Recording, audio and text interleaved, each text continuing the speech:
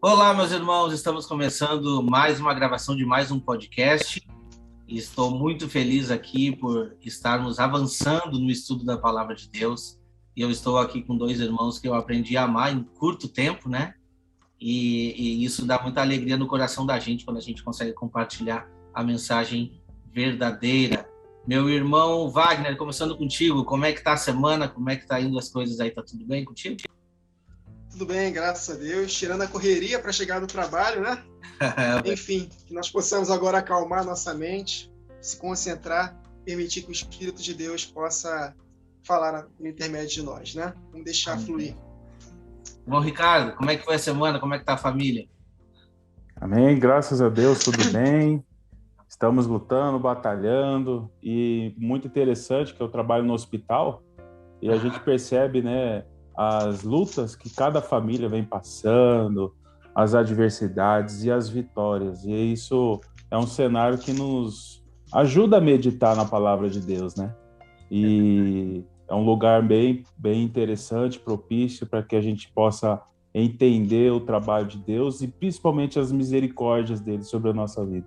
Amém, é verdade.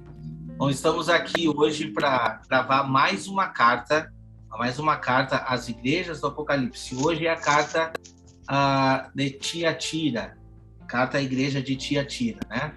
Para você que está em casa aí nos acompanhando, você saiba que você pode nos acompanhar também pelo Spotify, somente em áudio, lógico, e pelo YouTube. Para quem já está acompanhando pelo YouTube, muito obrigado aqui, né? Convido você também a seguir o Instagram. Agora o canal Remanescente tem um Instagram, e até vou reforçar aqui com você que você siga a página @canal Remanescente no Instagram e mande as suas perguntas. Nós também iremos fazer algumas enquetes lá, tá? Iremos fazer algumas enquetes sobre o podcast. Então, a sua participação vai ser possível agora.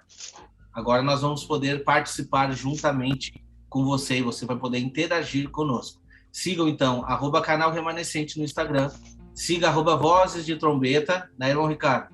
Que tem muitas mensagens chegando lá, muitas mensagens magníficas a respeito da palavra de Deus. E o nosso irmão Wagner Nunes. Eu já vou antecipar aqui, irmão, a nossa conversa de hoje, que eu estou muito contente, que agora, todas as quartas-feiras, aqui no canal, no caso você está vindo agora quinta, provavelmente você já viu o primeiro vídeo, e se não viu, veja o segundo, que vai ser na quarta-feira, também o primeiro vídeo que já deve ter passado, que foi no dia de ontem, ok? Com o estudo do nosso irmão Wagner Nunes, a respeito do Evangelho de João. Então, é indispensável e está muito bom esse estudo. Eu posso afirmar, porque eu já vi alguns, e está muito bom, irmão. Parabéns, muito obrigado pela participação aqui no canal também. Amém. Então, sigam o canal do nosso irmão Wagner Nunes. Então, vamos dar seguimento aqui nas gravações e a gente vai começar o estudo da carta de Tiatira. Irmão Ricardo, para a gente não perder tempo, eu nem vou espelhar na tela. Você tem os textos prontos aí, pode ler para nós o versículo 18. Você aí de casa pode nos acompanhar. Versículo 18, Amém. capítulo 2. Apocalipse, capítulo 2, versículo 18. Amém. Assim diz a palavra. E ao anjo da igreja de Tiatira escreve: Isto diz o Filho de Deus, que tem os olhos como chama de fogo e os pés semelhantes a latão reluzente. É a mesma referência, né, irmão, que já que traz a respeito do sumo sacerdote. Tem alguma outra passagem bíblica aí que ele se apresenta com olhos de fogo também? Bom, nós podemos... Daniel.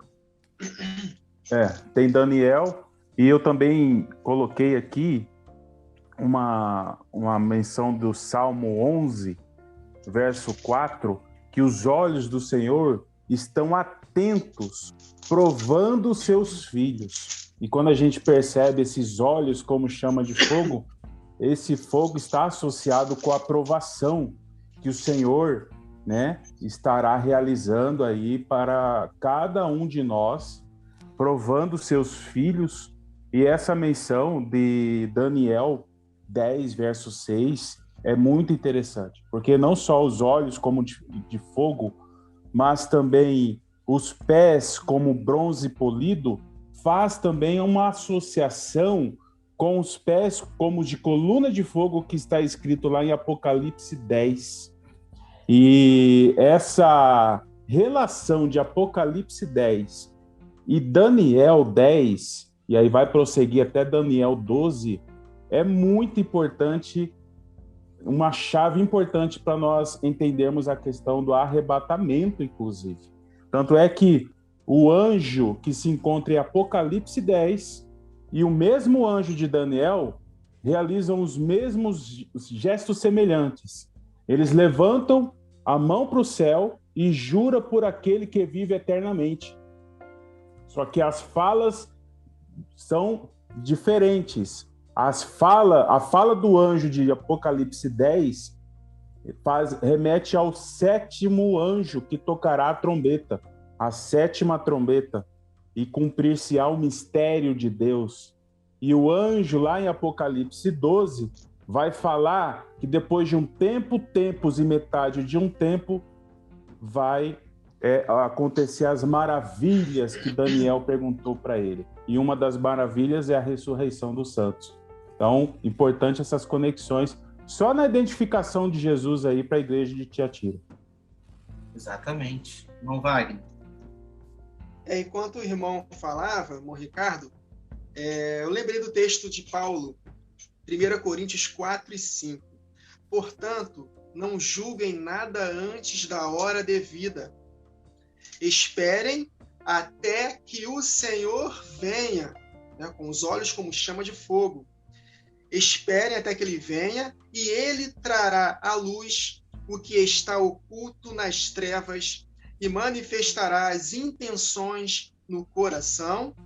E nessa ocasião, na volta de Jesus, cada um receberá de Deus a sua aprovação. E esse texto é muito conectado com Hebreus, capítulo 4, versos 12 a 13, que a palavra de Deus, em Apocalipse 19, quando Jesus está voltando, ele é chamado de a palavra de Deus.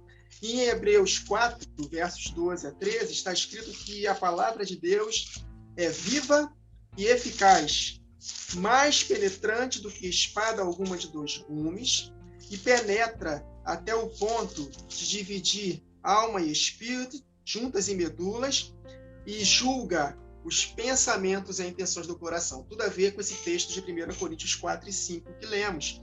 E ele continua, no verso 13, nada em toda a criação está oculto aos olhos, como chama de fogo, aos olhos. Tudo está descoberto e exposto diante dos olhos daquele a quem devemos de prestar conta. Em Romanos, eu anotei esse texto aqui, Romanos capítulo 2, verso 13, está falando acerca exatamente do dia do julgamento, da volta de Jesus. Porque não são os que ouvem a lei que são justos aos olhos de Deus, mas os que praticam a lei, esses serão declarados justos. Então, conectando aqui, pulando aqui para o verso 16. Isso tudo se verá no dia em que Deus julgar os segredos dos homens. Olha, totalmente conectado com 1 Coríntios 4 e 5, com Hebreus 4, 12 e 13. Ele julgará os segredos dos homens mediante Jesus Cristo, que tem os olhos como chama de fogo, conforme declara o meu evangelho. Então, nós seremos julgados pelas nossas ações, pelos nossos pensamentos, pelas nossas palavras. Então, de fato, o nosso Deus, nós devemos prestá-lo honra, nós devemos temê-lo, porque o temor do Senhor é o princípio da sabedoria. Então, esse temor vai gerar em nós um zelo pela palavra dele e um zelo por nós praticarmos a sua palavra, porque ele é justo e vai julgar cada um de nós de acordo com as nossas obras. Amém, meu irmão? E quando a gente vai para o versículo 19, a gente vê uma observação ali que me chamou a atenção, né? Conheça as tuas obras, o teu amor, a tua fé e o teu serviço e a tua perseverança e as tuas últimas obras mais numerosas do que a primeira. E quando a gente vai para a carta de Éfeso, a gente vê uma diferença. Porque Éfeso tinha o primeiro amor, mas a advertência contra essa carta é de que aquela igreja ela não estava cultivando o primeiro amor. E aqui nessa carta, né, por mais que a gente vai ver umas coisas muito ruins acontecendo depois, né, a gente consegue ver também que ela tem as últimas obras numerosas, né? Mais numerosas do que a primeira. Então, é um povo dedicado. Não deixa de ser um povo dedicado. Por mais que a gente vai ver as observações que vão ser colocadas ali, esse é um povo de perseverança, um povo dedicado. Mas as advertências de Deus que vêm para essa carta, elas são fortes, tá? Elas são fortes, e a gente vai ler aqui no versículo 20. Eu vou ler um pouquinho mais do que o versículo 20, para a gente conseguir colocar os pontos. Diz assim: tenho, porém, contra ti o tolerares que essa mulher Jezabel, que a si mesma se declara profetiza, não somente ensine, mas induza e seduza os meus servos a praticarem a prostituição e a comerem coisas sacrificadas aos ídolos. Dei-lhe tempo para que se arrependesse, e ela, todavia, não quer arrepender-se da sua prostituição. Vou segurar esses 2 versículos aqui para a gente detalhar quem era Jezabel. Irmão Ricardo, quem era Jezabel? Traz para nós aí. Então, Jezabel foi uma profetisa e foi mulher de Acabe. Ela atuou aí durante o profeta Elias. Então, muito importante nós termos aí esse contexto histórico, porque ele traz muita luz ao entendimento dos eventos vindouros. Nós temos aí a figura de Jezabel nos últimos dias, bem como a figura de Elias. Importante salientar que essa questão da igreja de Tiatira aceitar, tolerar a prática de Jezabel, consentir, permitir que essa doutrina entre dentro da igreja é muito sério, porque nós percebemos isso acontecendo hoje em dia. Muitas igrejas, muitos domésticos da fé consentindo, aceitando certas doutrinas, certas ideologias, entrando dentro de seus estabelecimentos e desvirtuando pensamentos de muitos, principalmente da geração Z, que é a geração do ano de 2000 para cá. Essa geração que vem sendo açoitada por muitos pensamentos ideológicos contrários aos preceitos bíblicos.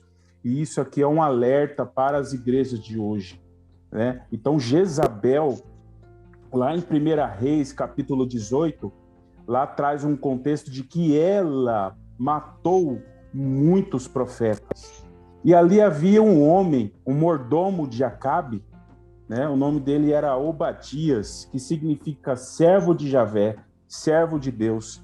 E ele temia a Deus. Tanto é que ele conseguiu esconder alguns profetas para não serem mortos por Jezabel. Então nós já percebemos alguma associação já com os últimos dias.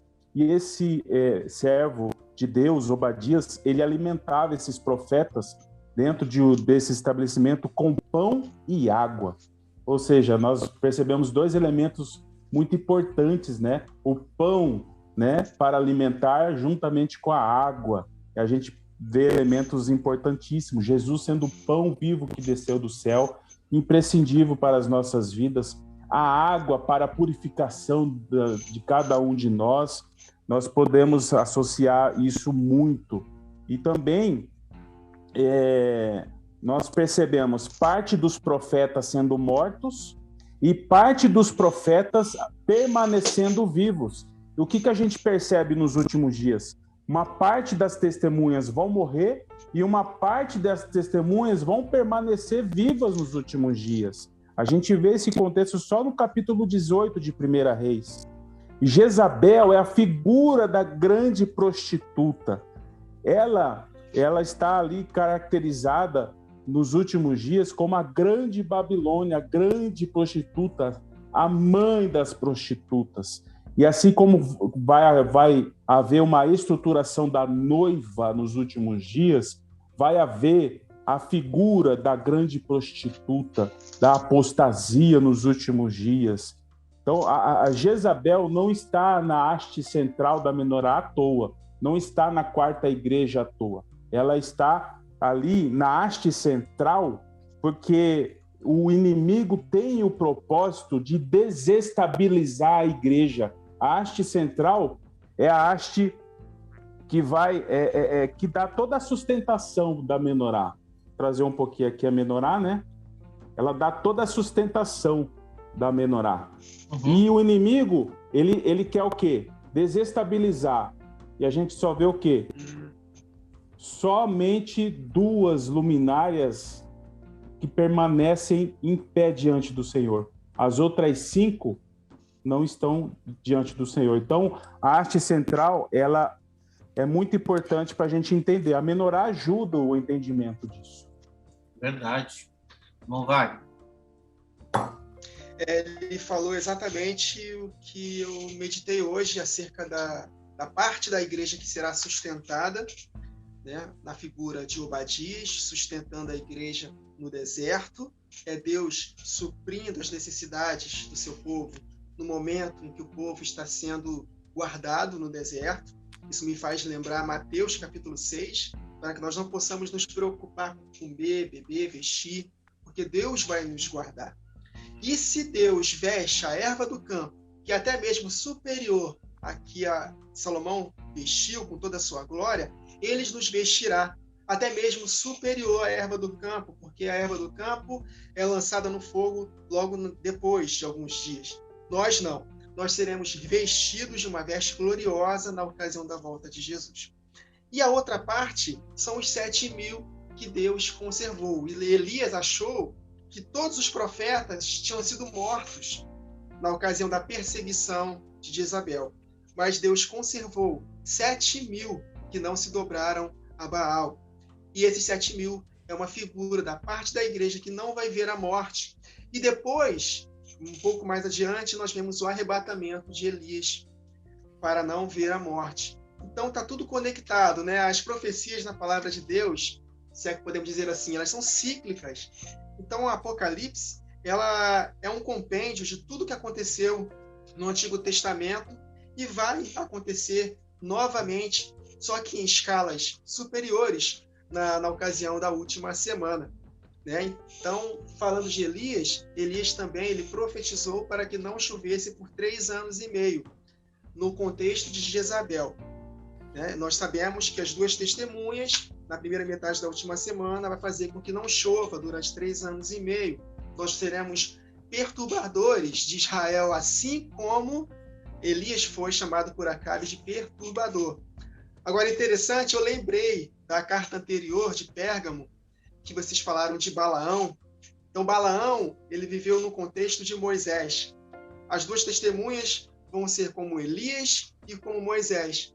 E Balaão, ele armou ciladas para que o povo de Israel comessem comidas sacrificadas a ídolos e prostituição. Exatamente o que a própria Jezabel, esse espírito de Jezabel que estava nessa mulher de Tiatira, que também estava induzindo os filhos a comerem alimentos sacrificados a ídolos e a prostituição. O interessante, que foi até a mãe do Wagner que falou, também podemos ver como um contexto espiritual, porque essas pessoas estão se apostatando da fé, se alimentando de uma comida espiritual do maligno que é contrário à palavra de Deus. Por isso que nós vemos hoje o espírito do anticristo atuando de uma forma mais intensa na vida de muitos líderes que estão relativizando a palavra, que estão pregando uma graça desequilibrada, tudo é amor, então Deus vai salvar a todos, independente das nossas obras. Então, aos poucos, essa ideologia satânica de Sodoma e Gomorra está se infiltrando na igreja. E Jesus falou que, devido ao aumento da maldade, o amor da igreja se esfriaria de quase todos. Por isso que nós temos que perseverar na comida espiritual, que é a palavra de Deus, meditando nela dia e noite, para que nós não possamos ser seduzidos por Jezabel. Porque vai haver muita sedução. Jesus falou isso em Mateus 24, que muitos se levantarão e enganarão, farão tão grandes sinais que enganariam até mesmo os escolhidos. Então nós devemos tomar muito cuidado, pedir muito discernimento de espírito, se envolver com a palavra de todo o coração e permitir que o Espírito da verdade nos guie em toda a verdade, para que não sejamos seduzidos, porque Jesus falou, tendo como base os profetas, de que o amor da igreja vai se esfriar de quase todos. Essa é a apostasia. Então devemos tomar muito cuidado. E, para concluir, em 1 Reis 18, quando Elias desafiou os 450 profetas de Baal, também haviam mais 400 profetas que estavam comendo na mesa de Jezabel. Eu creio que esses profetas foram profetas que se desviaram e se alimentaram da comida de Jezabel. E é exatamente o que estava acontecendo em Tiatira, literalmente também naquela época. Essa mulher estava seduzindo muitos filhos para a apostasia, e Deus está dando tempo para arrependimento. Assim como, depois que Elias fez aquela oração em que desceu fogo do céu, o povo de Israel ali se ajoelhou e se arrependeu, confessando que só o Senhor é Deus. Então, vai haver, através do ministério das duas testemunhas, tanto salvação. Agora, na segunda metade em diante, quando a marca da besta for instituída definitivamente, aí não haverá mais arrependimento. Será impossível a recondução ao arrependimento, conforme está escrito em Hebreus capítulo 6. Então, de fato, esse texto de Apocalipse 2, 19 a 22, mais ou menos, né, que nós lemos, é muito profundo, e Deus comparou essa mulher com Jezabel, fazendo uma alusão àquilo que aconteceu na época dos reis, que vai acontecer novamente no tempo do fim, e nós devemos estar muito atentos para que não sejamos seduzidos por esse espírito. Amém, amém. Trazendo até, eu anotei esse texto aí, irmão, trouxe ele aqui, de 1 Reis 18. O irmão falou aí a respeito de Elias e dos profetas de Baal. E interessante que a perturbação foi tão grande naquela época que Jezabel colocou a culpa em Elias. Vocês já viram isso? Olha só o que o texto diz. Eu vou ler a partir do versículo 13, porque é interessante. E é importante nós vermos o que aconteceu naquela época. Porventura não disseram ao meu senhor o que fiz quando Jezabel matava os profetas do Senhor, como escondi a 100 homens dos profetas do Senhor, de 50 em 50, numas covas, e os sustenteis com pão e água? Olha só, e agora dizes tu, vai e diz ao teu senhor, eis que aqui está Elias, ele me mataria. E disse Elias, vive o Senhor dos exércitos, perante cuja face estou, que deveras hoje me mostrarei a ele. Olha que interessante. Então foi Obadias encontrar-se com Acabe e lhe o anunciou, e foi Acabe encontrar-se com Elias. Olha o que aconteceu nessa conversa. Então disse ele, eu não tenho... Não, desculpa. E sucedeu que, vendo Acabe, Elias disse a Acabe, és tu o perturbador de Israel? Olha só, a pergunta era se Elias era o perturbador, e não Jezabel. Olha que interessante. Então disse ele, eu não tenho perturbado a Israel, mas tu e a casa de teu pai, porque deixaste os mandamentos do Senhor e seguiste a Balaíns. Então, a sequência dessa conversa, você já sabe. Elias faz aquela maravilha de mandar reunir e construir aquele altar e mostrar a potência da força de Deus, mediante a tudo que ele fez lá, colocando até a água no altar. Queimou até a água, mostrando que o nosso Deus é o maior. O nosso Deus é o maior. Entende? Depois a gente vê os relatos ali do que aconteceu com Jezabel. A profecia contra Jezabel, que aconteceu exatamente o que Deus predestinou, né? Mas vamos continuar o que o texto diz ali, então. Versículo 21, vou ler de novo 21 para nós dar sequência. Dei-lhe tempo para que se arrependesse. Ela, todavia, não quer arrepender-se da sua prostituição. Eis que a prostra de cama, bem como em grande tribulação, os que com ela adulteram. Caso não se arrependam das obras que ela incita, matarei os seus filhos, e todas as igrejas conhecerão que eu sou aquele que sonda as mentes e os corações, e vos darei a cada um segundo as vossas obras. Eu tenho muita coisa para falar aqui, mas eu vou deixar para o final, irmão Ricardo. Vou deixar contigo Amém. Agora. Amém. Eu tenho um comentário breve aqui. O fato de, no verso 21, falar que não se arrependeram, o irmão Wagner Nunes trouxe a menção de Hebreus 6, de que a apostasia, uma vez provando das bênçãos do Senhor, dos dons vindouros, do Espírito Santo, impossível reconduzi-los ao arrependimento. Então, isso aponta fielmente para a apostasia. Aqueles que provaram do Senhor, provaram daquilo que o Senhor derramou, mas apostataram, abandonaram a fé. E essa questão da rebeldia, de não se arrepender, isso demonstra muito essa questão da apostasia. No verso 22, é muito interessante, porque o Senhor fala que os colocaria numa cama e virá grande tribulação. Então, colocando a menorá aqui, de novo, a haste central, a gente percebe, são 7, né? Apontando para os 7 anos da última semana de Daniel, e a metade da semana, a última metade da semana, são 3 anos e meio de grande tribulação. Então, essa palavrinha grande tribulação, justamente na haste central, justamente na quarta igreja, é para associar esse período de grande tribulação que virá nestes 3 anos e meio finais aí. E essa questão do verso 23, de que os filhos morrerão, eu faço uma reflexão aqui, a questão de pais e filhos, a questão daquilo que nós precisamos transmitir aos nossos filhos, a geração vindoura. A gente percebe com essa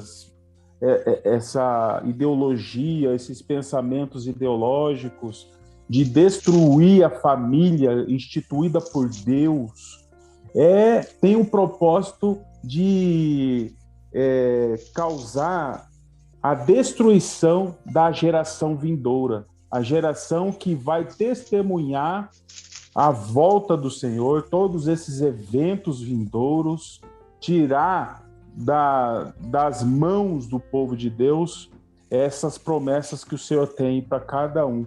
E por isso que fala da morte dos filhos para estes que estão apostatando, que estão realizando obras contrários ao que o Senhor determinou, né? E eu lembrei uma citação de Leonard Ravenhill, que ele diz assim: a geração de pregadores, destes pregadores, são responsáveis pela geração de pecadores. Então, essa geração atual é fruto de gerações passadas que deixaram de transmitir fielmente a palavra do Senhor. Muito forte isso. E todas as igrejas, elas saberão que Deus sonda a mente. Em outras traduções está escrito os rins, né? E os corações, e aponta para uma justa recompensa. Porque Deus conhece o coração de cada um, Deus conhece a intenção de cada um de nós. E com certeza o Senhor vai recompensar, né, a cada um aquilo que fez, realizou durante esse período todo. Amém. Então, vai. É interessante que o irmão Ricardo viu um ângulo muito interessante da família, né? Eu tenho percebido, os irmãos também percebem que Satanás está investindo pesado na mentalidade das crianças, dos nossos jovens, e é obrigação nossa, que temos a verdade, instruir nossos filhos, investir tempo com eles de qualidade na palavra, mesmo que eles não queiram. Porque se a gente depender deles quererem, vai ser muito difícil. Então, eu tenho essa experiência. Muitas das vezes, meu filho não quis fazer um devocional comigo, fez com cara empurrada, mas no decorrer do devocional ele se animou e falou: pai, que legal, palavra maravilhosa. Então, isso é dobrar a carne, porque Jesus falou que o espírito está pronto, mas a carne é fraca, é uma luta muito grande. Então, nossos filhos, eles estudam, eles têm o lazer deles, e Satanás está investindo pesado também no entretenimento, para que eles possam estar distraídos e não tenham cabeça para se encher da verdade. E, infelizmente, em boa parte das igrejas também, as estratégias feitas para os nossos filhos não são estratégias poderosas na palavra. São também distrações dentro das próprias igrejas, uma música maneira, uma fumaça, não tem nada contra isso. Mas uma estratégia que querem fisgar nossos filhos com estratégias. Mas, na verdade, o que vai fisgar nossos filhos é a palavra de Deus, genuína, como está escrito. Deuteronômio 6, está escrito: ensine essa palavra para seus filhos, deitando-te, levantando-te, andando com ele no caminho, antes de comer. Ou seja, ensine a palavra genuína, como está escrito. Então, realmente, Satanás está investindo pesado contra nossos filhos. Mas há também um outro ângulo, obviamente, que esses filhos de Jezabel podemos dizer que são os seus discípulos. Podemos dizer os marcados pela besta. São as pessoas que se apostataram da fé, foram marcados, tiveram tempo para arrependimento, porque eles viram, na primeira metade da última semana, as duas testemunhas, cheios do poder de Deus, pregando a palavra, ensinando a verdade, manifestando o poder de Deus, e eles não tiveram esse tempo. Deus está dando tempo para arrependimento, ou seja, no contexto escatológico da última semana, o tempo foi dado na ocasião das duas testemunhas, a igreja. Então, o tempo é esse. Ainda que eles estivessem fazendo coisas terríveis, até mesmo se apostataram, na primeira metade da última semana, há uma esperança, porque Deus está dando tempo para arrependimento. Depois que a marca for de fato estabelecida, aí não haverá mais volta. E aí verá o juízo de Deus, porque no próprio decorrer da semana, da última semana, e também da segunda metade em diante, mesmo com a igreja fugindo para o deserto e a outra sendo morta, Deus vai continuar mandando os seus juízos na terra. Então, até o juízo definitivo na ocasião da volta de Jesus. Tanto que, quando ele volta, suas vestes estão vermelhas. Conectando com Isaías, se não me engano é 62, está escrito lá que é o vinho da ira do furor de Deus pisado por Jesus. E suas vestes são picadas de sangue. Por isso que ele fala: matarei não somente essa mulher, que podemos dizer o anticristo, e também matarei os seus filhos e todos os que adulteram com ela, para que todos saibam que eu sou aquele que sonda mentes e corações e retribua a cada um de acordo com as suas obras. Isso aconteceu de forma literal também. Essa mulher foi punida, provavelmente, a Bíblia não diz se ela se arrependeu, mas provavelmente não se arrependeu, porque Jezabel não se arrependeu. Se Jesus chamou de Jezabel, porque não se arrependeu. Os profetas poderiam se arrepender, mas os profetas de Baal também foram mortos por Elias. Eu só não consegui enxergar que os outros 400 foram mortos, se os irmãos souberem. Mas houve, de fato, haverá também os juízos de Deus. Houve juízo de Deus, literalmente, sobre esse povo. Me fez conectar com Atos, capítulo 5. Ananias e Safira foram fulminados diante de Pedro e dos apóstolos, porque mentiram para o Espírito Santo. O ambiente ali era de uma santidade tão tremenda que não tinha mais espaço para brincadeira, para mentiras. E, da mesma forma, as duas testemunhas tão cheias de poder, não vai haver mais espaço para brincadeira, e haverá limpa. E em 1 Pedro 4,17 está escrito que o juízo começa pela casa de Deus, os apóstatas, e depois se estenderá aos ímpios.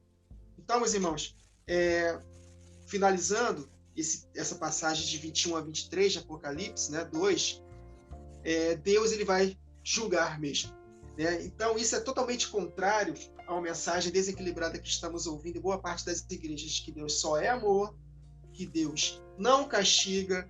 Outros chegam ao extremo de dizer que o Deus do Antigo Testamento era um Deus e o Deus do outro agora é outro, por causa de Jesus. Como Jesus apaziguou a ira de Deus. Calma aí, pai, calma aí, eu estou aqui agora. Não fica nervosinho, não.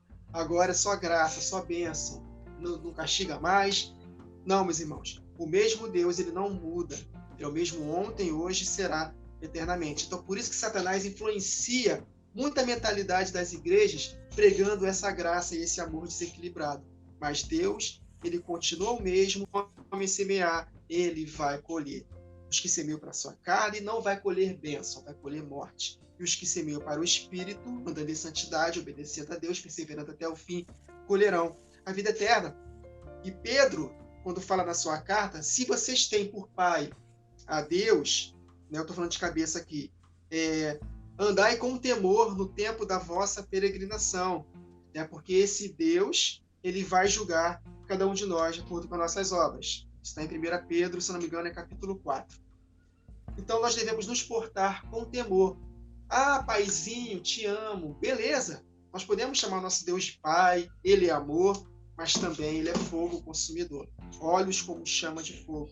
Então, nós temos que tomar muito cuidado para não brincarmos com Deus. Então, é necessário o equilíbrio hoje em dia. Nós devemos considerar não somente a bondade de Deus, mas também a sua severidade. E isso gera temor, que é o princípio da sabedoria. Falando nisso, irmão, agora eu vou trazer a minha parte que é a respeito desses textos para a gente avançar, tá? Que é muito forte aqui, é o que eu vou trazer. Eu não consigo não fazer essa conexão. Peço desculpa se... Eu acho que não uso aqui, peraí, agora voltou. Peço desculpa se alguém se sentiu ofendido, mas a verdade tem que ser dita. E eu vou trazer, tá? Quando eu leio ali, tem, porém, contra ti tolerais essa mulher Jezabel, que a si mesmo se declara profetiza e não é, e ainda ensine e seduza os meus servos a comerem comidas sacrificadas a ídolos, né, e praticarem prostituição. Eu faço uma conexão com a igreja de onde eu saí, meu, tá? E sinto muito se você está assistindo e se sente ofendido, mas eu vou fazer essa conexão e eu vou falar aqui para você. Quando uma pessoa se declara profetiza e as suas profecias não se concretizam, ela é falsa. Esse é o primeiro ponto. Mas muito mais do que isso, quando essa pessoa se declara profetiza e os ensinamentos nos incitam a interpretações errôneas da palavra de Deus e a fazer coisas que não agradam a Deus, isso se torna muito grave, tá? Infelizmente, isso ocorre dentro da instituição adventista. Eu trago o nome aqui, sem problema nenhum. Se existem pessoas lá dentro que a gente ama, fiquei muito tempo dentro dessa instituição, mas, infelizmente, eles toleram. E essa advertência é para você também. Essa advertência é para você que está dentro dessa instituição. Conheça muito bem essa mulher a quem você segue como profetiza. Como muitos dizem, luz menor. Não é, já passou de ser luz menor dentro da instituição.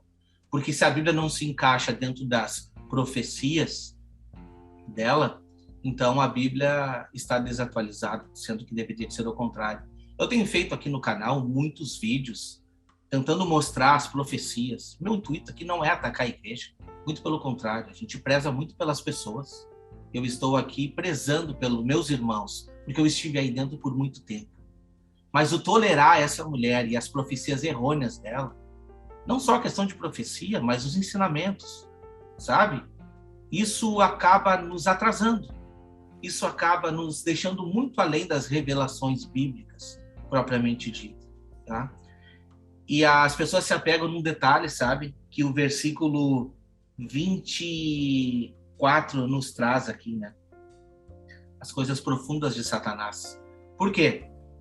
Ela se diz ter um anjo relator que revelou tudo para ela. Vocês sabiam disso? Está nos livros dela. O meu anjo relator me disse. E quando a pessoa me perguntou sobre isso uma vez, eu respondi para essa pessoa, eu acredito nela. Quando ela disse que teve um anjo relator, eu acredito profundamente. Agora, da onde que é, eu não sei. Por isso eu aplico esse texto aqui. Essas são as coisas profundas de Satanás. O que te desvirtua da verdade é coisas profundas de Satanás. Sinto muito em te dizer. Pesquise sobre ela. Se você pesquisar, eu costumo dizer assim, se todo adventista lesse os próprios livros dela e comparasse com a palavra de Deus, não ia ter dúvida. Porque a palavra de Deus se explica e mostra que todas aquelas falsas profecias não se cumpriram e nunca, jamais vão se cumprir, porque não tem como se cumprir. Não tem como. Biblicamente, não tem como. Então, o que a gente está combatendo aqui não são pessoas, são doutrinas. E o anjo dessa igreja está nos advertindo. Não temos que tolerar essa mulher Jezabel. Não temos que tolerar essa falsa profetisa. Eu digo para você aqui, não temos que tolerar Ellen White. E nenhum outro profeta que se levante exclusivista. Entende? Porque o poder que foi dado para todos os apóstolos, se a gente for ver na palavra de Deus, todos os profetas caíam em terra, prostrado, reconhecendo a sua pequenez. E essa mulher que se dizia superpoderosa segurava uma Bíblia na mão por 2, 3 horas. Eu nem quero debater isso, se é ou se não é possível. Mas a questão é os escritos, a questão é todas as profecias, tá? São coisas profundas de Satanás, sinto em te dizer, coisas profundas de Satanás, e você precisa se livrar disso e se arrepender, porque daí vem, né, o versículo 24, digo todavia a vós outros, os demais de Tiatira, a tantos quantos não têm essa doutrina, e que não conheceram, como eles dizem, as coisas profundas de Satanás, outra carga não jogarei sobre vós. Tão somente conservai o que tens. E o que eles têm? Ele tem o que foi descrito lá no versículo 19. As obras, o amor, a fé, o serviço, a perseverança e as últimas obras que são maiores que as primeiras. Você não precisa de um profeta que se levantando falando contrário à palavra de Deus. A palavra de Deus é suficiente para a minha e para a sua vida. Somente a palavra de Deus. O que for contrário à palavra de Deus, você tem que descartar. Sinto muito. Essa é a verdade. Isso eu gostaria de... É meio que um desabafo que eu estou fazendo aqui, mas é preciso, irmão Ricardo, é preciso. Amém. Amém. É importante porque nós precisamos entender qual era a doutrina dos apóstolos. E a gente precisa resgatar. O Senhor quer restaurar todas as coisas. E uma coisa muito importante que Deus quer restaurar é a doutrina que Jesus deixou para os apóstolos. E isso vai voltar com as 2 testemunhas. O nome de Jesus. E o versículo 25, né? Tão somente conservai o que tens, até que eu venha, né? E que interessante. Versículo 26, ao vencedor que guardar até o fim as minhas obras, eu lhes darei autoridade sobre as nações. Antes de entrar nesse versículo, eu quero ler aqui, 2 Timóteo 4, versículo 7, que diz assim, Paulo dizendo, né? Combati bom combate, acabei a carreira e guardei a fé. O que ele está fazendo? Ele está conservando tudo o que ele tem. A gente já tem nas nossas mãos, a gente não precisa de nada mais do que isso. Conservar aquelas primeiras obras, conservar o que é lícito, conforme a palavra de Deus. Nada mais, nada que fuja da palavra de Deus. Agora é interessante, né, do versículo 26, sobre a autoridade sobre as nações. O que o irmão Wagner traz para nós aí? É uma promessa maravilhosa. Maravilhosa. Né, que nos move, porque é impressionante a quantidade de vezes que a palavra fala acerca do reino de Deus. Isso. Jesus falou que o reino, no momento, está dentro do nosso coração. Mas é apenas as primícias do Espírito, os primeiros frutos. Ainda não se manifestou o que havemos de ser. Então, nós gememos, o Espírito geme, a natureza criada geme pela manifestação dos filhos de Deus. E não vai ser qualquer um que vai reinar com Cristo. Temos que perseverar até o fim, como o Senhor Jesus prometeu para a igreja de Tiatira. Conserves o que tens.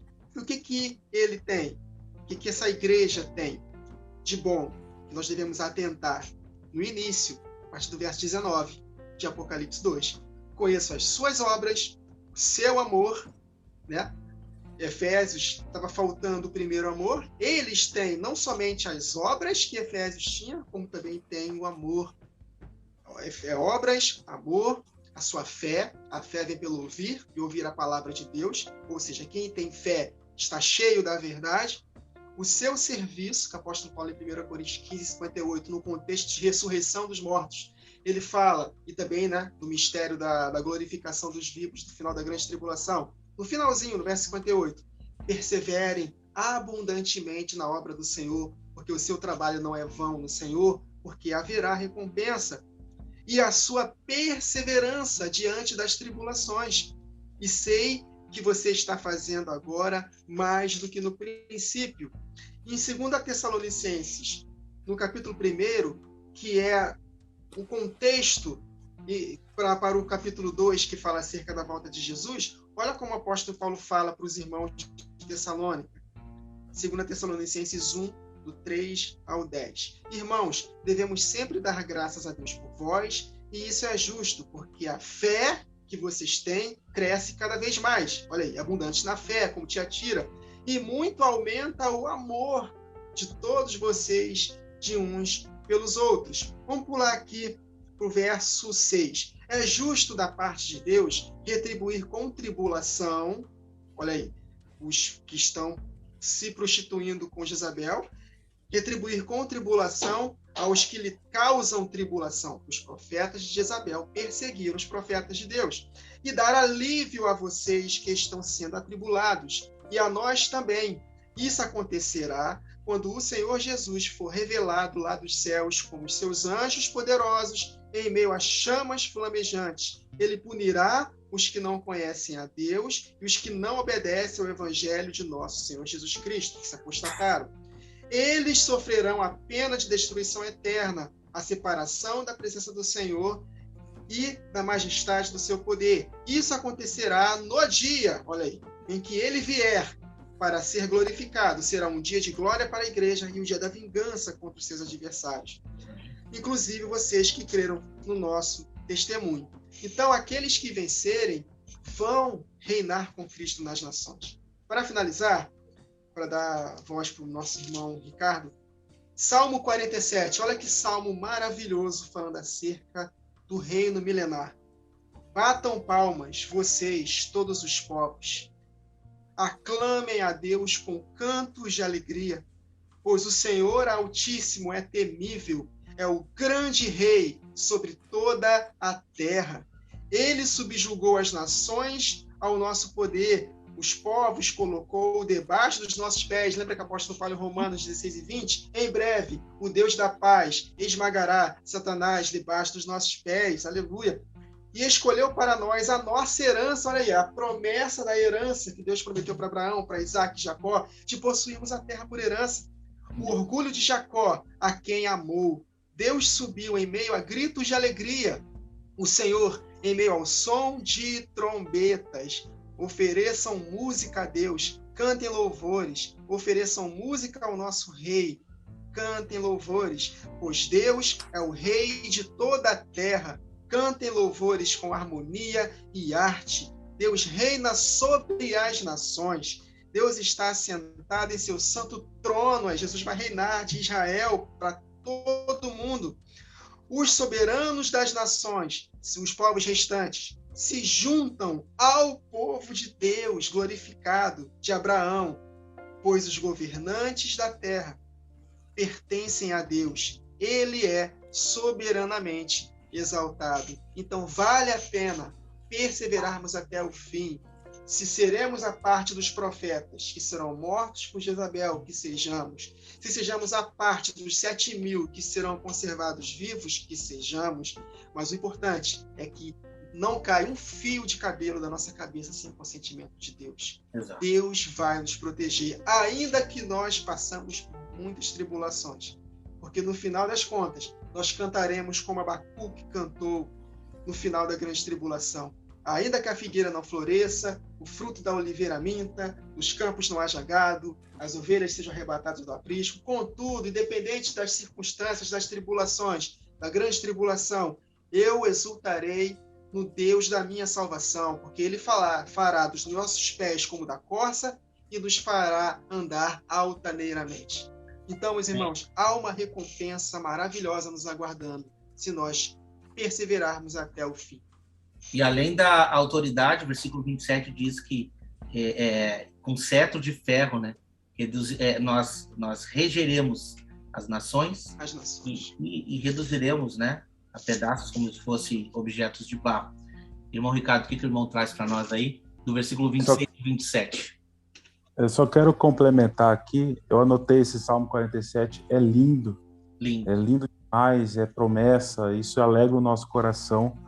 E também, se nós pegarmos esse verso 26 e conectarmos com Apocalipse 5:10, ou seja, darei poder sobre as nações. Aí você vai para o Apocalipse 5:10, porque para o nosso Deus os fizeste reis e sacerdotes, e eles reinarão sobre a terra. Isso é muito interessante. Vamos reger nações sobre a terra. Isso faz conexão com o livro de Daniel. Nós precisamos muito meditar no livro de Daniel. Daniel, lá no capítulo 7, onde tem os 4 animais, que são os animais que prefiguram a besta do capítulo 13 de Apocalipse, né? Nós vamos perceber aqui no capítulo 7 de Daniel, no 11, diz assim: então estive olhando por causa da voz das grandes palavras que provinha da ponta do chifre, ou seja, do anticristo. Estive olhando até que o animal foi morto e o seu corpo desfeito e entregue para ser queimado pelo fogo. E olha só o verso 12. E quanto aos outros animais que eram dominados pela besta, foi-lhes tirado o domínio. Todavia, foi-lhes dada prolongação de vida até certo tempo de espaço de tempo. E aí a gente vai ler lá no verso 27 desse mesmo capítulo. Está escrito assim: e o reino, o domínio e a majestade dos reinos debaixo de todo o céu, ou seja, na terra, serão dados ao povo dos santos do Altíssimo. O seu reino será um reino eterno, e todos os governantes o servirão e lhe obedecerão. Então, olha só, conexões incríveis que a gente encontra, né, acerca dessa promessa que está reservada aos santos. Isaías 61, verso 6 diz assim: mas vós sereis chamados sacerdotes do Senhor, e vos chamarão ministros do nosso Deus. Comereis das riquezas das nações, e na sua glória vos gloriareis. Então, a gente encontra aí outros versos, outras passagens bíblicas, né, acerca dessa promessa aí de regência sobre as nações na terra. Louvado seja Deus. Verso 28. E eu lhe darei a mesma autoridade que recebi de meu Pai. Também lhe darei a estrela da manhã. Estou lembrando aqui agora, obrigado, Jesus, que Jesus foi tentado no deserto. Satanás falou para ele: eu te darei todos os reinos deste mundo, porque essa autoridade foi passada para mim, se prostrados me adorares. Jesus entendia que o reino pertenceria a ele, mas não naquele momento. Quando ele estava conversando com Pilatos, Pilatos falou: tu és rei? Aí Jesus: para isso eu nasci. Só que Pilatos, ele achou que era naquele momento. Só que Jesus, ele entendia que por causa da alegria proposta, ele tinha que primeiramente suportar a cruz. E a mesma autoridade que Adão perdeu, Jesus recuperou. E nós vamos dominar sobre os peixes do mar, sobre as aves do céu, sobre os animais, porque nós vamos deixar essa terra aqui com Cristo um paraíso. O jardim do Éden será restabelecido. Então nós receberemos a autoridade juntamente com Jesus na ocasião da sua volta. E ele venceu Satanás, dizendo: está escrito. Por quê? Porque ele contemplava a eternidade. Da mesma forma, nós precisamos perseverar adorando o nosso Deus, e adorar a Deus é adorar em espírito e verdade. Em espírito é através do Espírito Santo, e pela verdade, que é a palavra de Deus. Nós precisamos continuar adorando somente a Deus para que nós possamos possuir essa autoridade que Adão perdeu e que reinaremos com Cristo. E a estrela da manhã eu consigo enxergar o próprio Senhor Jesus. Em Lucas capítulo 11, o escritor Lucas falou o seguinte, do relato lá de Jesus: qual filho que pedindo um pão, o pai lhe dará pedra? Né? Aí ele vai e fala: se vós sendo os maus, sendo sabe dar coisas boas aos nossos filhos, quanto mais o vosso Pai Celestial vos dará Espírito Santo é quem pedir. A estrela da manhã é o próprio Senhor Jesus. É o Espírito eterno que estará conosco para sempre. A presença, nele tem a presença do Pai. O Pai que preenche todos os lugares. Lembra do salmista, no Salmo 139? Se suba aos céus, tu estás lá. Se eu faço a minha cama no Sheol, lá tu estás também. Então, essa estrela da manhã é a presença do Senhor Jesus para todo sempre conosco. E essa é a nossa luz da aurora, a luz do justo, que vai brilhando mais e mais, até plena claridade do dia. E essa claridade do dia é o dia em que o Senhor Jesus voltará e nos recompensará. E nós viveremos na sua presença, em delícias perpétuas, meus irmãos. Vou até ser redundante aqui. Delícias perpétuas para todo sempre com Ele. Então, por causa da alegria proposta, Jesus suportou a cruz. Da mesma forma, alegrai-vos no Senhor. Outra vez vos digo, alegrai-vos. O apóstolo Paulo escreveu isso quando estava preso. Então, alegrem-se no Senhor. Exultem no Deus da salvação de vocês. Porque a presença dele nos satisfaz. E quando de fato ele se manifestar, nós receberemos a estrela da manhã e a autoridade sobre todas as nações, sobre toda a criação, juntamente. Então, vale a pena, meus irmãos, mais uma vez, vale a pena. O intuito dessa série de Apocalipse é para que nós possamos nos preparar para o que virá. Provavelmente, nós participaremos da última semana. Se não, nossos filhos participarão. Então, nós precisamos, mais do que nunca, desde já, alimentar essa esperança no coração daqueles que forem nos ouvir. Quem tem ouvidos, tanto que ele termina aqui no verso 29, quem tem ouvidos, ouça o que o Espírito diz às igrejas. Então, para cada igreja, há uma promessa de vitória. E essas vitórias não são conquistas para esta vida agora. São conquistas para a ocasião da volta de Jesus. Por isso que nós devemos amar a vinda de Jesus. Por causa dessa alegria proposta, nós suportamos a nossa cruz, assim como Jesus suportou a cruz, para que nós possamos alcançar a verdadeira vida. Então, Amém. Essa é a nossa alegria. E é isso que tem que estar no coração do fiel remanescente. Amém, irmão. O versículo 29 que o irmão trouxe, né? Quem tem ouvidos, ouça o que o Espírito diz às igrejas. Será que a gente não consegue tirar nada daqui? Com certeza. A própria série que o irmão está trazendo, que vai estar aqui no canal todas as quartas-feiras, a série de João, está explicando maravilhosamente quanto a isso. O versículo 18 apresenta. Essas coisas diz quem? O Filho de Deus. Ué, mas o versículo 29 nos diz. Quem tem ouvidos diz o que o Espírito diz às igrejas. Quem tem ouvidos ouça o que o Espírito diz às igrejas. Tem alguma coisa mais clara do que isso para você, irmão Wagner? Para mim, não. Nenhuma. O Espírito é Jesus Cristo. Ele é o Espírito. Amém. Entende? Eu sei, talvez você aí em casa esteja um pouco confuso. Como assim? Não entendi muito bem. Normal, porque, infelizmente, as igrejas de hoje em dia não ensinam. Mas a gente vai esquadrinhar ainda esse ponto aqui. O irmão Wagner, no canal dele, está trazendo uma série maravilhosa sobre o Espírito Santo. Não perca. Irmão Ricardo, suas considerações finais sobre esses últimos versos. Pode trazer, nós temos tempo tranquilo aqui. Pode falar. Tranquilo. Amém. Amém. Quero só agradecer aí por esse estudo. E esses últimos versos eu estive refletindo a questão da estrela da manhã. Me fez lembrar de Daniel, novamente, o livro de Daniel, né? No capítulo 12, no verso 3, diz que os entendidos resplandecerão como resplendor do firmamento, e os que a muitos ensinam a justiça refulgirão como as estrelas, sempre e eternamente.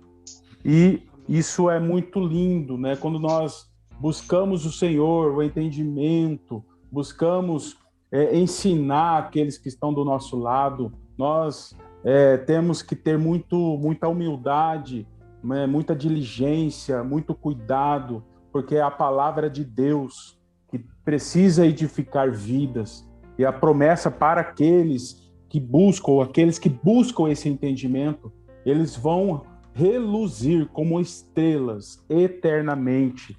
Então nós temos essa promessa de receber do Senhor a estrela da alva e também faz outras conexões.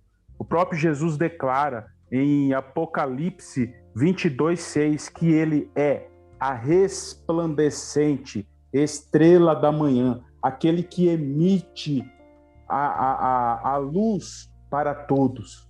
E também faz conexão, faz lembrar de que Lúcifer, né, ele tem ali uma palavra de Isaías 14:12, como caíste do céu, ó estrela da manhã. Ali a palavra no original é Iléu, ou seja, uma luz menor, uma luz que ela refletia de uma luz fonte, ou seja, Jesus é a estrela da manhã resplandecente e Lúcifer era a estrela menor no início da criação. E essa estrela menor queria ocupar o lugar do Altíssimo e ele foi precipitado. E olha só que interessante para a gente poder refletir. Lá em Zacarias 13, verso 8 e 9 diz assim: E acontecerá em toda a terra, diz o Senhor, que as duas partes dela serão extirpadas e expirarão, mas a terceira parte restará nela. E farei passar essa terceira parte pelo fogo, e a purificarei, como se purifica a prata, e a provarei como se prova o ouro. Ela invocará o meu nome, e eu a ouvirei. Direi, é meu povo. E ela dirá, o Senhor é meu Deus. Deus vai purificar a terça parte da humanidade. O que eu posso entender disso? Que Deus vai restituir 1/3 das estrelas do céu que caíram. Deus vai restituir essa terça parte que foi precipitado no céu, com homens que estarão sendo provados pelo fogo e que estarão sendo aprovados para serem glorificados e viverem como estrelas no firmamento, vão refletir a estrela resplandecente de Jesus na eternidade. E vai acontecer como aconteceu no princípio, como nós podemos ler em Jó 38, verso 7. As estrelas da alva juntas, louvando, e os filhos de Deus adorando. Ou seja, a resplandecente estrela da manhã e as outras estrelas refletindo essa luz de Jesus, louvando o Senhor, adorando o Senhor com todo o seu reino. Amém. Irmão Wagner, suas considerações finais. Vamos lá. Apocalipse 2 e 3, falando das 7 igrejas, nós devemos meditar na parte que as igrejas são elogiadas, com exceção de Laodiceia, e perseverarmos em fazer o que Deus está pedindo para continuarem a fazer. O elogio do Senhor Jesus para essas igrejas. Se nós não estamos fazendo o que elas estão fazendo de bom, nós devemos fazer. E atentar para não fazer o que elas estão fazendo de errado, com exceção dos 2 luminares, né? A segunda e a penúltima igreja, Esmirna e Filadélfia, para que nós possamos pegar todo o contexto das 7 igrejas. Porque essas 7 lâmpadas só serão acesas se nós fizermos o que o Senhor elogia e nos arrependermos se estivermos fazendo o que o Senhor detesta, o que o Senhor está falando para que eles não façam. E juntar tudo para que possamos, de fato, unidos desse mesmo Espírito, brilharmos como estrela. Então, eu encerro, né, falando dessa forma. Foi o que o Espírito Santo falou comigo. Nós precisamos atentar para as 7 igrejas. Não são igrejas históricas, não são. Embora elas foram escolhidas na época de Jesus, como 7 igrejas, mas nós sabemos que não existiam só 7 igrejas na época. Ele escolheu 7 para representar a plenitude da igreja, para representar que essa igreja unida estaria na última semana de Daniel, que são de 7 anos. Então, nós precisamos atentar para todas essas igrejas, as partes boas, as partes ruins, e nós nos ajustarmos para que nós possamos, de fato, aos poucos, estarmos acendendo até o ápice para que Deus possa, de fato, nos usar. Ele só vai usar, de fato, só vai derramar na segunda parte das últimas chuvas, que é o grande avivamento, quando, de fato, as 7 lâmpadas estiverem alinhadas. As partes boas fazendo, as partes ruins abandonando, e aí sim, juntos, nós estaremos prontos para experimentarmos desse grande derramar. Então, nós precisamos, desde já, atentar muito para o que o Senhor Jesus falou para essas 7 igrejas, que representa a plenitude da igreja, principalmente, especialmente, na ocasião da última semana. Exatamente. Para encerrar aqui, eu separei esse versículo, comparando com outro na palavra, né? No versículo 23, esse mesmo texto, que diz assim: todas as igrejas conhecerão que eu sou aquele que sonda as mentes e os corações.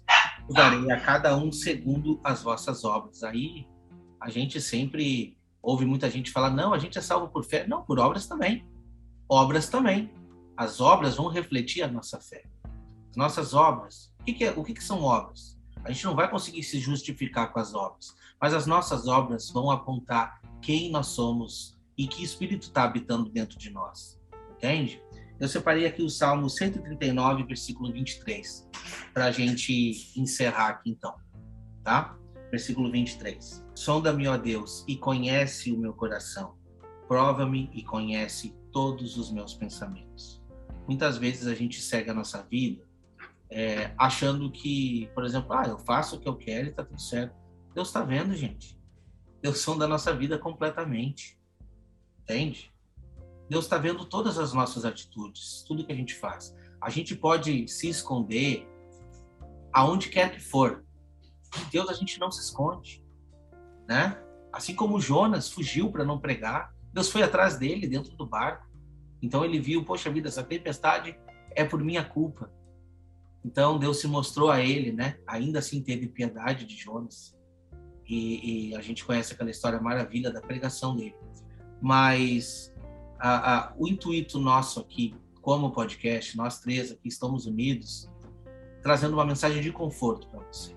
Tá? A gente sabe que o Apocalipse, ele nos traz por muitas vezes palavras duras, palavras que muitas vezes dão medo nas pessoas, mas assim como essa carta traz advertência, ela também traz um conforto, ela também traz uma esperança, e ela também traz uma promessa da parte de Deus. Nós temos uma promessa vingente de sermos sacerdotes e reinarmos com Cristo aqui nessa terra. Aqui nessa terra nós iremos reinar. E todos saberão que o nosso Deus é o maior, assim como foi com Elias. Então a gente vê Elias provando para eles: não, só um pouquinho. Vocês estão achando que eu estou perturbando Israel? Então tá, traz todos os profetas de vocês. Constrói o altar, põe água, põe lenha, molha de novo. Então Deus faz descer o fogo do céu. E assim vai ser nos últimos dias, a gente sabe, o poder de Elias vai ser derramado sobre a igreja. E nós conseguiremos provar perante toda a humanidade que o nosso Deus é maior. O nosso Deus é maior. Agradecemos a você que esteve conosco aqui, mais este podcast. O próximo, nós iremos estudar a igreja de Sardes. Irmão Ricardo, como sempre, dá uma palhinha para nós aí. O que vai acontecer lá em Sardes, irmão? A igreja de Sardes, muito interessante, porque a gente precisa ver o caminho da apostasia. Você vê que, esfriando o amor de muitos, como aconteceu em Éfeso, o trono de Satanás é estabelecido em Pérgamo, as profundezas de Satanás para desestabilizar a igreja acontece em Tiatira, que a gente viu hoje, e na igreja de Sardes a gente vê uma igreja sem quase nada de característica boa, ou seja, você vê a apostasia já aprofundando, infiltrada, já manipulando e dominando totalmente. Isso a gente vai ver mais detalhadamente aí, muito interessante. Exatamente. Não percam. Na próxima quinta-feira, nós iremos estudar aqui, então, a carta da igreja de Sardes, tá?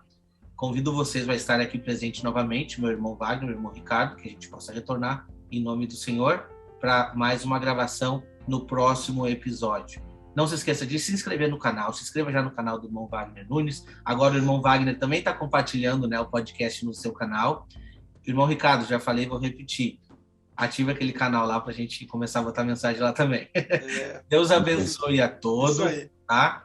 E que tenham todos um ótimo final de semana e que possamos retornar na próxima semana com saúde e com sabedoria. Até mais. Até mais.